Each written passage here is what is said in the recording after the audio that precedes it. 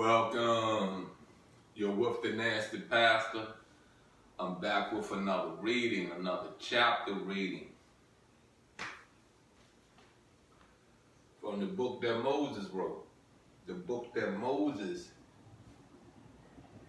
traveled the Middle East, traveled Europe. There's not enough talks about him traveling the whole rock, the whole world. But we know he traveled into the Middle East. We know he traveled into Europe. Let's get into this chapter reading. And once again, I am the Nasty Pastor. Please go to my YouTube channel, Only Faith Ministries. Subscribe, like, share, comment.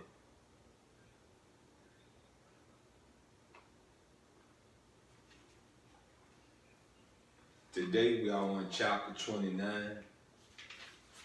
The title of chapter 29, Jacob meets Rachel. So Jacob went on his journey and came to the land of the people of the east. And he looked and saw a well in the field. And behold, there were 3 flocks of sheep lying by it. For out of that well they watered the flocks. A large stone was on the well's mouth. Now all the flocks will be gathered there, and they will roll the stone from the well's mouth, water the sheep, and put the stone back in its place on the well's mouth. And Jacob said to them, My brethren, where are you from? And they said, We are from Haran. Then he said to them, Do you know Laban, the son of Nahor? And they said, We know him. So she said to them, Is he well? And they said, He is well. And look, his daughter Rachel is coming with the sheep. Then he said, Look, it is still high day. It is not time for the cattle to be gathered together. Water the sheep and go and feed them. But they said, We cannot until all the flocks are gathered together, and they have rolled the stone from the well's mouth. Then we water the sheep. Now while he was still speaking with them, Rachel came with her father's sheep, for she was a shepherdess. And it came to pass when Jacob saw Rachel, the daughter of Laban, his mother's brother, and the sheep of Laban, his mother's brother, that Jacob went near and rolled the stone from the well's mouth and watered the flock of Laban, his mother's brother. Then Jacob kissed Rachel and lifted up his voice and wept. And Jacob told Rachel that he was her father's relative and that he was Rebekah's son. So she ran and told her father. Then it came to pass when Laban heard the report about Jacob, his sister's son, that he ran to meet him and embraced him and kissed him and brought him to his house. So he told Laban all these things, and Laban said to him, Surely you are my bone and my flesh. And he stayed with him for a month.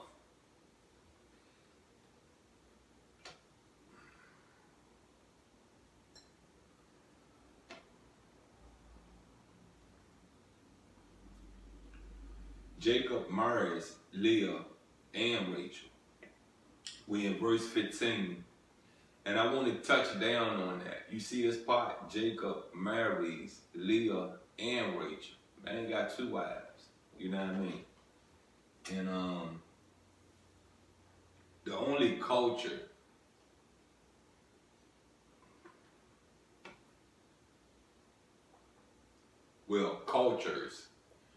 I know of that you can have more than one wife.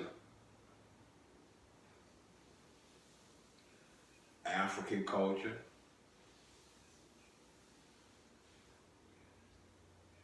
Arabic culture, Middle Eastern culture. So I say to you this right here, we're in America. America don't allow it. not saying it's wrong that America don't allow it. I'm not saying it's right that America don't allow. But what I'm basically saying, basically saying to you is that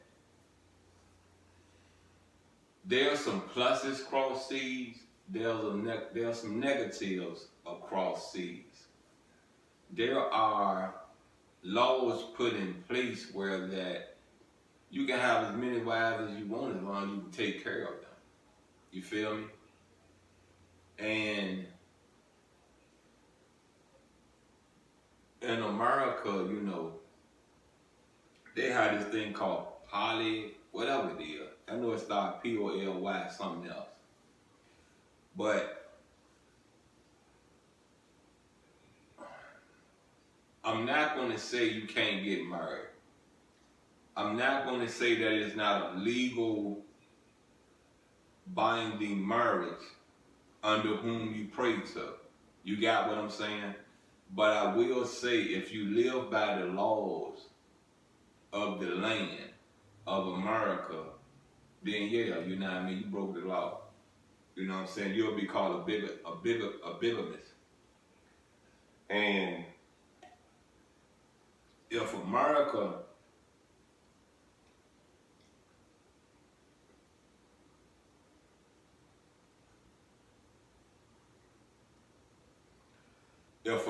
is solely in a disguise and controlled by Jews, then that law wouldn't exist. Because this is a Jew. You understand? You understand me? This is a Jew. So that law would be in America. So I say that Jews have their hand in America. You got what I'm saying? Because there's a lot of businesses, functioning businesses, that fuse America, that Jews own. You know what I mean? Solely Jews own. You feel me? There's not a African hand in it. There's not a European hand in it. There's not a Arabic hands in it. You know what I mean? It's just Jews that own this functioning business. So I say to you, you know,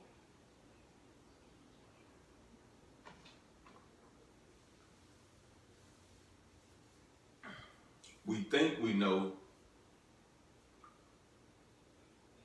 I'm basically expressing across to you that you don't know. You feel me? I'm basically expressing across to you that if you have really studied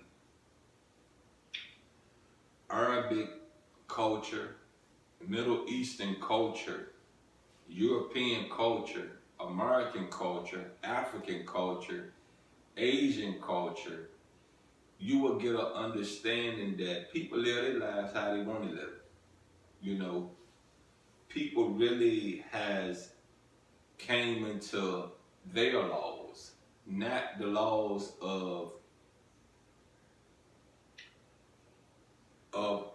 that city, that county, that state. You feel what I'm saying?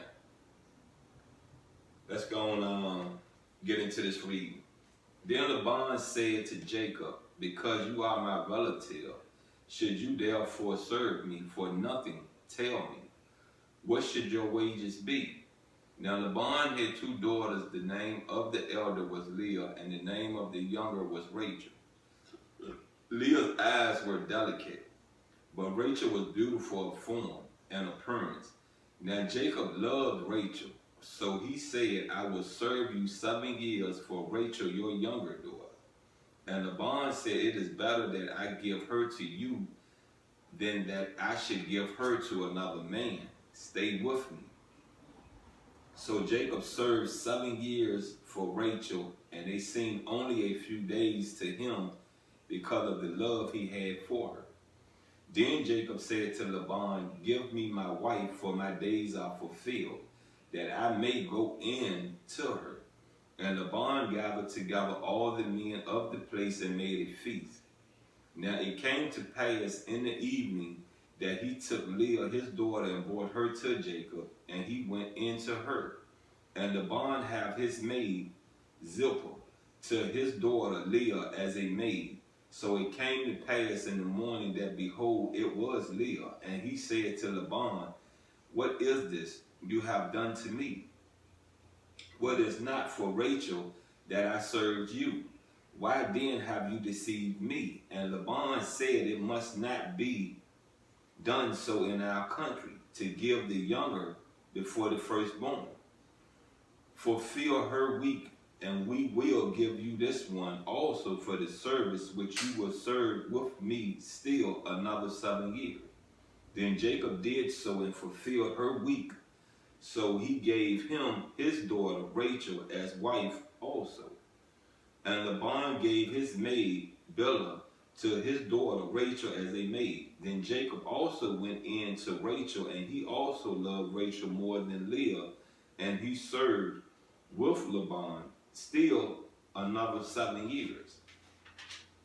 And did you catch the part about the oldest supposed to go first in a lot of things? You know what I mean? Like in America, if there's a draft, they come pick up the oldest. They leave the baby with the mama. You know what I mean? With the parents. And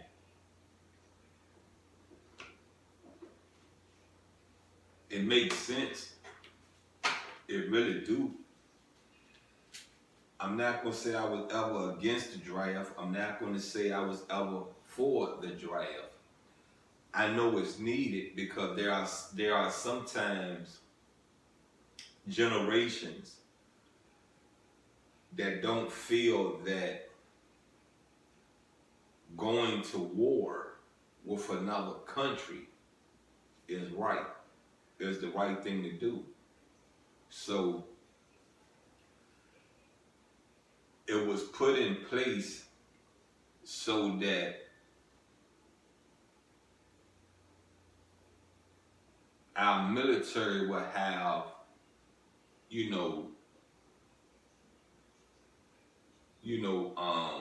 foot soldiers. However, we will have a military. You got what I'm saying? It wouldn't be the fact of that we don't have people to fight. We don't have people trained. We don't have people enlisted.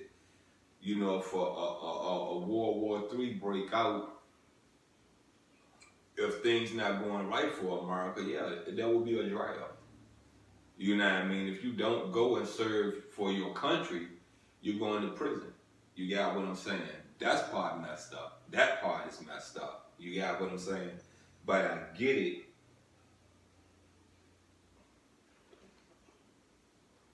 Because for all of us to be American citizens, somewhere we are to contribute to the fight of America. You know what I mean? It don't necessarily mean you have to be a war veteran. Don't mean necessarily you got to enlist in the military, any branch of the military, but give something back to America. I don't care if you go out here and help the citizens, help the homeless, help drug addicts, help elderly people just across the street. Give something back to America. Something. And see, the people is what makes up America, not the land. So give something back to America.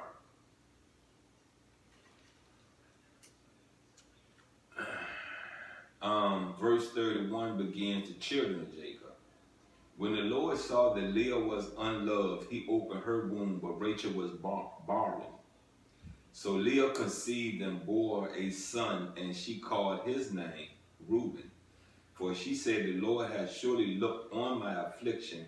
Now therefore my husband will love me. Then she conceived again and bore a son, and said, because the Lord has heard that I am unloved, he has therefore given me this son also. And she called his name Simeon. She conceived again and bore a son, and said, now this time my husband will become attached to me, because I have borne him 3 sons.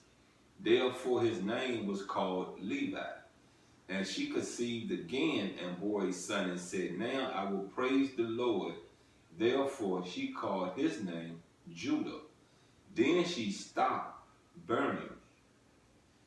That's the end of chapter 29. This woman basically had, what, 5 kids, 4 kids? And I don't believe she would have ever wanted to stop, you know what I mean? Because for some reason, somehow, she was seeking love as being submissive. You feel what I'm saying? She was thinking that if I give my husband kids, he's gonna always be there. He's gonna always love me. And even if you look at the times of the now, men don't think like that. Women think like that. You got what I'm saying? Women feel that